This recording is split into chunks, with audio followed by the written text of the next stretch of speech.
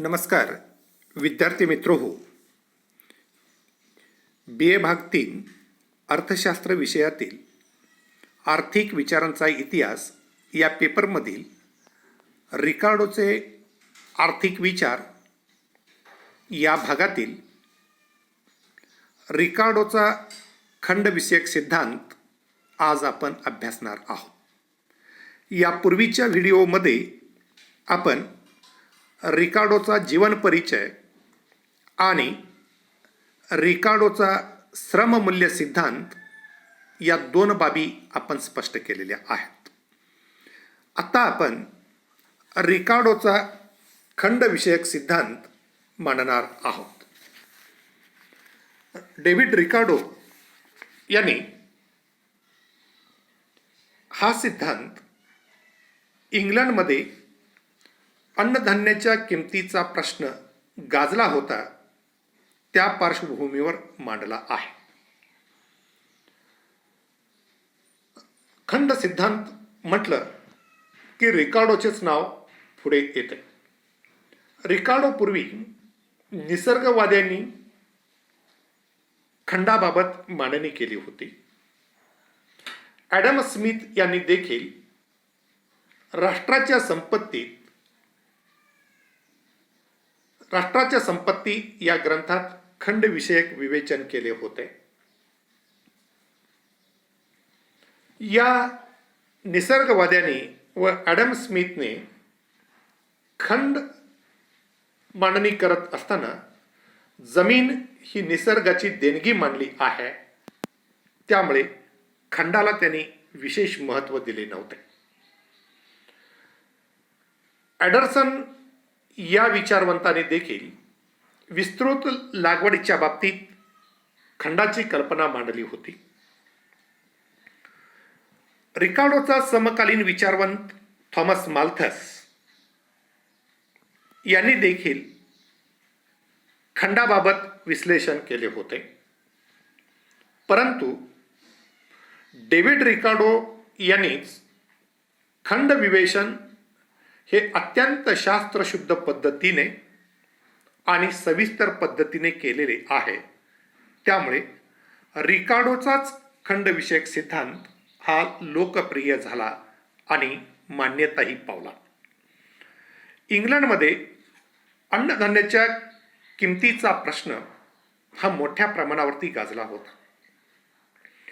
अनेक विचारवंतांचे मत असे होते की जमीनदारांनी खंडाचे दर वाढविल्यामुळे अन्नधान्याच्या किमती वाढत आहेत. मात्र डेव्हिड रिकार्डोना हे मान्य नव्हते.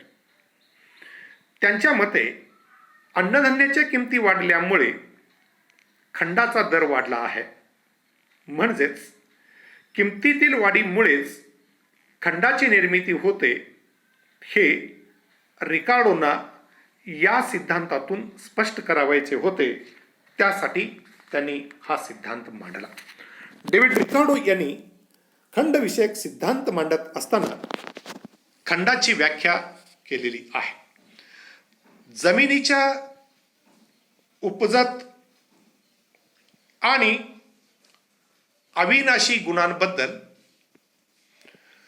जमिनीतून मिळणाऱ्या एकूण उत्पन्नापैकी जो भाग जमीन मालकाला जमीन कसणाऱ्याकडून दिला जातो त्याला खंड असे म्हणावे. खंडाची व्याख्या केल्यानंतर रिकार्डो यांनी जमीन कसण्याच्या दोन पद्धती मांडलेल्या आहेत. त्यांच्या मते जमिनीत खंडाचा उद्भव कसा होतो याचे स्पष्टीकरण करण्यासाठी त्यांनी सैद्धांतिक विश्लेषण केले आहे. ते आपण पुढील प्रमाणे विश्लेषण करणार आहोत. खंड सिद्धांताचे स्पष्टीकरण. रिकार्डोने जमिनीची लागवड दोन पद्धतीने करता येते असे म्हटले आहे. या दोन्ही पद्धतीत खंड निर्माण होतो. जमिनीची लागवड करण्याची प्रकर्षित शेती पद्धत केली तर उत्पादन वाढीला मर्यादा येते. विस्तीर्ण किंवा व्यापक पद्धतीने शेती केली तरी सुद्धा शेतीचा विस्तार विशिष्ट मर्यादेपलीकडे वाढवता येत नाही. या दोन्ही पद्धतीमध्ये जमिनीचा पुरवठा अत्यंत मर्यादित असतो, तेव्हा जमिनीमध्ये निसर्गतः गुणभिन्नता असते, त्यामुळे उत्पादकतेत फरक पडतो, त्यातून खंडाची निर्मिती होते. रिकार्डो यांनी खंडाची निर्मिती कशी होते याचे स्पष्टीकरण करत असताना ते म्हणतात, सुरुवातीला एखाद्या देशात प्रथमच वसाहत करण्यासाठी काही लोक गेले असता सुरुवातीला ते सुपीक जमीन लागवडीखाली आणतील, तेव्हा ते या जमिनीवर 100 मन गव्हाचे उत्पादन झाले तर त्यासाठी 5,000 रुपये उत्पादन खर्च आला, तर गव्हाचा उत्पादन खर्च 50 रुपये होईल आणि बाजारात गव्हाला 50 रुपये मन या दरानेच विकला जाईल. तेव्हा समजा 50 रुपये उत्पादन खर्च आणि 50 रुपये किंमत असा जर दर असेल तर बाजारात पूर्ण स्पर्धेच्या अवस्थेत उत्पादन खर्चा एवढीच किंमत मिळत असल्यामुळे 50 रुपये दरानेच गहू विकला जाईल, तेव्हा खंडाची निर्मिती होत नसते. मात्र समजा पुन्हा लोकसंख्या वाढली आणि सर्व सुपीक जमीन उत्पादकतेखाली आणून गहू पुरेनासा झाला, तर वाढत्या लोकसंख्येच्या भारामुळे आता मध्यम प्रतीची जमीन लागवडीखाली आणली जाईल, तेव्हा या जमिनीवर 5,000 रुपये खर्च केले असता 50 मन गहू उत्पादन झाला, तर 1 मन गव्हाचा उत्पादन खर्च 100 रुपये होईल. 100 रुपये होईल आणि बाजारात 100 रुपये मन या दराने गहू विकला जाईल. बाजारात पूर्ण स्पर्धा असल्याने एकच किंमत राहील, तेव्हा सुपीक जमिनीवरील गहू आता 100 रुपये या दराने विकला जाईल. त्यामुळे सुपीक जमिनीतील गहू मालकाला प्रत्येक मनापाठीमागे 50 रुपये जादा मिळतील. हाच खंड होय. म्हणजे मध्यम प्रतीच्या जमिनीला खंड मिळणार नाही, तर सुपीक जमिनीला खंड मिळेल. विद्यार्थी मित्रो, समजा पुन्हा लोकसंख्या वाढली तर सुपीक आणि मध्यम जमिनीचा पुरवठा हा देखील मर्यादित असल्यामुळे कनिष्ठ प्रतीची जमीन लागवडीखाली आणली जाईल. या जमिनीवर 5,000 रुपये खर्च केला असता 25 मन गव्हाचे उत्पादन होईल, तेव्हा 1 मन गव्हाचा उत्पादन खर्च हा 200 रुपये होईल व गहू बाजारात 200 रुपये मन याप्रमाणेच विकला जाईल. बाजारात पूर्ण स्पर्धा असल्यामुळे 200 रुपये मन ही एकच गव्हाची किंमत राहील, तेव्हा मध्यम प्रतीच्या जमिनीला खंड मिळेल, सुपीक जमिनीला खंड मिळेल, मात्र सीमांत जमिनीला खंड मिळणार नाही. आता सुपीक जमिनीच्या मालकाला 150 रुपये खंड मिळेल आणि मध्यम प्रतीच्या जमिनीच्या मालकाला 100 रुपये खंड मिळेल आणि कनिष्ठ प्रतीच्या जमीन मालकाला खंड मिळणार नाही. यावरून गव्हाचा उत्पादन खर्च व किंमत यामध्ये जी तफावत निर्माण होते त्यातून खंडाची निर्मिती होते. म्हणजेच आधी किंमत ठरते, नंतर खंडाची निर्मिती होते. आणि यावरून रिकार्डोला जमिनीतील गुणभिन्नतेमुळे खंडाची निर्मिती होते हे मान्य होते. जमिनीतील गुणभिन्नतेमुळे उत्पादन खर्च समान केला असता उत्पादन खर्चावरचा परिणाम हा उत्पादकतेवरती होतो आणि त्याचा परिणाम हा मोठ्या प्रमाणावरती खंडाची निर्मिती होते. विद्यार्थी मित्र हो, खंडाची निर्मिती कशी होते याचे स्पष्टीकरण डेव्हिड रिकार्डो यांनी केलेले आहे. एक गोष्ट आपण इथं लक्षात ठेवली पाहिजे ती अशी की जर सुरुवातीला सुपीक जमीन लागवडीखाली आणली खंडाची निर्मिती होणार नाही, मात्र मध्यम प्रतीची जमीन लागवडीखाली आणली तर सुपीक जमिनीला खंड मिळेल, मध्यम प्रतीच्या जमिनीला खंड मिळणार नाही. आणि समजा हलक्या किंवा कनिष्ठ प्रतीची जमीन लागवडीखाली आणली तर त्या जमिनीला खंड मिळणार नाही, तर मध्यम आणि सुपीक जमिनीला खंड मिळतो. जमिनीतील गुणभिन्नतेमुळे खंडाचा उद्भव होतो हे डेव्हिड रिकार्डो यांनी या सिद्धांतात स्पष्ट केले आहे. आणि त्यावरून ते असे म्हणतात की अन्नधान्याच्या किमती वाढल्यामुळे खंडाची निर्मिती होते हे त्यांनी स्पष्ट केले आहे. या डेव्हिड रिकार्डो यांच्या सिद्धांतावरती काही टीका करण्यात आलेल्या आहेत. विशेषतः प्राध्यापक हॅने या विचारवंताने डेव्हिड रिकार्डो यांच्या सिद्धांतावरती ज्या टीका केल्या आहेत त्या पुढील प्रमाणे स्पष्ट करता येतील. पहिली टीका, लागवडीखालील जमिनीचा क्रम चुकीचा. या सिद्धांतावरती अशी टीका केली जाते की रिकार्डोने सिद्धांतामध्ये प्रथम सुपीक जमीन, नंतर मध्यम प्रतीची जमीन आणि शेवटी कमी किंवा हलक्या प्रतीची जमीन लागवडीखाली आणली जाते असे म्हटले आहे. पण हे चुकीचे आहे.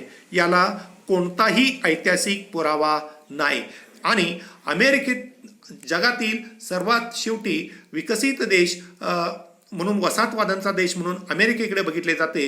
अमेरिकेतील वसाहतवाद्यांनी देखील या क्रमाने जमीन लागवडीखाली आणल्याचा ऐतिहासिक पुरावा नाही, त्यामुळे हा क्रम चुकीचा वाटतो. अशा पद्धतीची टीका ही या सिद्धांतावरती करण्यात आली आहे. दुसरी टीका, जमिनीचे उपजत व अविनाशी गुणधर्म.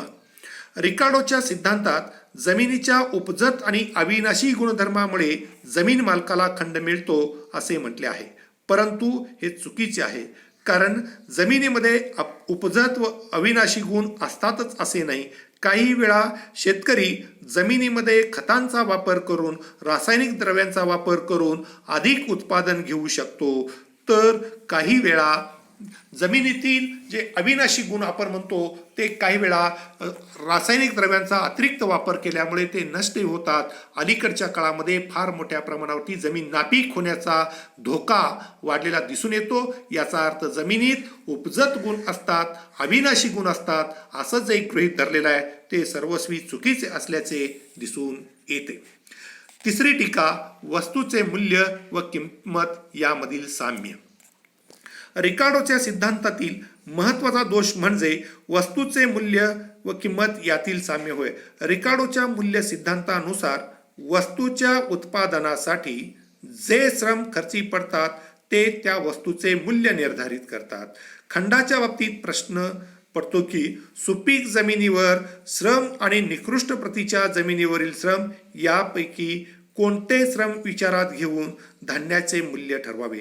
जर धान्याची किंमत निकृष्ट प्रतीच्या जमिनीवरून ठरत असेल तर सुपीक जमिनीवर खर्ची पडलेल्या श्रमाचे काय हा प्रश्न निर्माण होतो. त्यामुळे किंमत आणि खंड याच्यामध्ये अडचण निर्माण होते. अशा पद्धतीचा एक भाग आपल्याला सांगता येतो. त्यानंतर खंड आणि किंमत याबद्दलचे स्पष्टीकरण. रिकार्डोच्या मूल्यविषयक सिद्धांतामध्ये वस्तूच्या किमतीवर खंडाचा परिणाम होत नाही. त्याच्या उदाहरणावरून प्रथम किंमत ठरते नंतर खंड ठरतो, परंतु हे चुकीचे आहे. आधुनिक अर्थशास्त्रज्ञांच्या मते खंडाचा समावेश उत्पादन खर्चात होतो. पर्यायाने उत्पादन खर्चावरून वस्तूची किंमत ठरत असल्यामुळे खंडाचा समावेश किमतीत होतो. तेव्हा खंडाचा समावेश किमतीत कसा होतो याचे स्पष्टीकरण या सिद्धांतात होत नाही, त्यामुळे हा सिद्धांत चुकीचा वाटतो. अशा पद्धतीची टीका ही या सिद्धांतावरती करण्यात आलेली आहे. त्यानंतर खंडाची सदोष व्याख्या. रिकार्डोने व्याख्या करताना असे म्हटले आहे की जमिनीच्या उपजत आणि अविनाशी गुणधर्मांबद्दल खंड मिळतो. प्रत्यक्ष सिद्धांत स्पष्ट करताना सीमांत जमिनीला खंड मिळत नाही असे तो म्हणतो. टीकाकारांच्या मते या गोष्टी आंतरविरोधी आहेत. सीमांत जमिनीमध्ये देखील काही उपजत आणि अविनाशी गुण असतात, तेव्हा तिलाही खंड मिळावयास हवा, मात्र तो तसा मिळताना दिसून येत नाही. त्यामुळे या सिद्धांताची व्याख्या सदोष आहे अशी टीका केली जाते.